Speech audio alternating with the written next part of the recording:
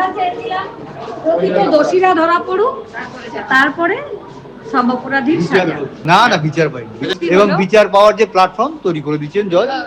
এই যে আজকে জাজ বললেন যে এটা রেয়ার অ্যান্ড রেয়ার কেস, আমি মনে করছি না, কিন্তু আমি মনে করছি এটা রেয়ার অ্যান্ড রেয়ার কেস। কারণ আমার মেয়ে একটা হসপিটালে, সরকারি হসপিটালে কর্মরত অবস্থায় ছিল। সিবিআই প্রমাণ করতে পারলো না যে এটা রেয়ার কেস, সিবিআই এর ব্যর্থতা। আমরা ক্ষতিপূরণ, আমার ক্ষতি কেউ পূরণ করতে পারবে না। এটা ভগবান আমাকে একটা ডায়মন্ড দিয়েছিল, সেটা আমি হারিয়ে ফেলেছি, সেটা কি কেউ পূরণ করতে পারে? সমাজ আমাকে চোখে আঙুল দিয়ে দেখিয়ে দিয়েছে শুধু সন্তানের মেধা থাকলে হবে না, বাবা মাকে প্রভাবশালীও হতে হবে। আমরা সঞ্জয় রায়ের যেটা জজ ভালো মনে করেছেন সেটা দিয়েছেন, আমরা ওর কিছুই চাইনি। ও একা আমার মেয়েকে খুন করেনি, এটা আমি মনে করি, প্রথম দিনও মনে করেছিলাম, এখনো মনে।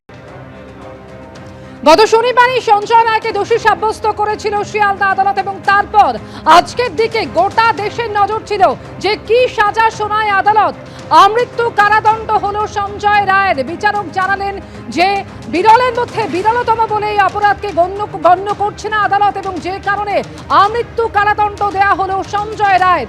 এই মুহূর্তে অভিনেতা বাদশা বৈদ্য টেলিফোন লাইনে রয়েছেন আমাদের সঙ্গে। বাদশাদা, আজকের দিকে, আজকের রায়ের দিকে গোটা দেশের নজর ছিল এবং আদালতের কাছে এই আবেদন রাখা হয়েছিল যে এই অপরাধকে rarest of the rare crime বলে গণ্য করা হোক, কিন্তু বিচারক জানালেন যে এই অপরাধকে বিরলের মধ্যে বিরলতম বলে মনে করা হচ্ছে না এবং যে কারণে আমৃত্যু কারাদণ্ড হলো সঞ্জয় রায়ের। এবং এই রায়ে খুশি নয় নির্যাতিতার পরিবার। আপনি কিভাবে দেখছেন? যখন নির্যাতিতার পরিবার এবং আমার বিশ্বাস রাজ্যের কোনো মানুষই খুশি নন, কিন্তু প্রশ্ন যেটা আসে যে বিরলের মধ্যে বিরলতম ঘটনা হিসেবে বিচারক তখনই এটা বলতে পারবেন যখন তদন্তকারী সংস্থা সিবিআই তারা তাদের চার্জশিটে, তারা তদন্তে কি কি ঘটনা তুলে এনেছে, কিভাবে তারা তদন্ত প্রক্রিয়া চালিয়েছে, তার ভিত্তিতে তো বিচারক একটা সিদ্ধান্ত নেন। একজন লয়ার খুব সুন্দর বলেছেন যে আপনি খিচুড়ি রাঁধার মশলাপাতি দিয়ে বিরিয়ানি এক্সপেক্ট করতে পারেন না।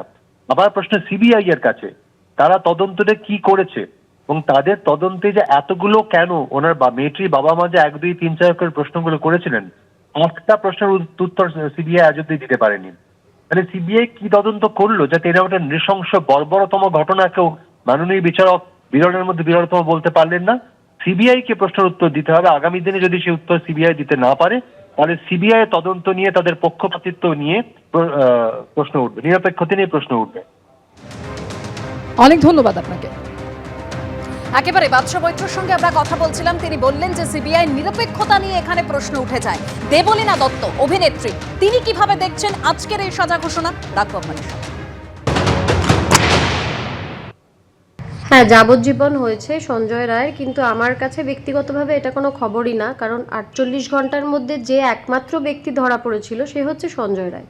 কাজে একদিন না একদিন তার একটা কোনো শাস্তি হবে এবং যে ভয়ঙ্কর অপরাধ সে করেছে সেটা নয় ফাঁসি নয় যাবজ্জীবন, কোনো একটা যে হবেই, সে ব্যাপারে আমরা সবাই নিশ্চিত ছিলাম। 48 ঘন্টা পরে কলকাতা পুলিশ ধরেছিল সঞ্জয় রায়কে। যে তিমিরে ছিলাম সেই তিমিরেই আছি। 5 মাস ধরে সিবিআই এর তরফ থেকে কি এগোলো, প্রত্যেকটি ফরেন্সিক এক্সপার্ট এখনো অবধি প্রত্যেকে, একজনও ব্যতিক্রম নেই, আমি বলছি না, তারা বলেছেন যে একজনের পক্ষে এই খুন করা সম্ভব না, 5-6 জন মিলে করা সম্ভব।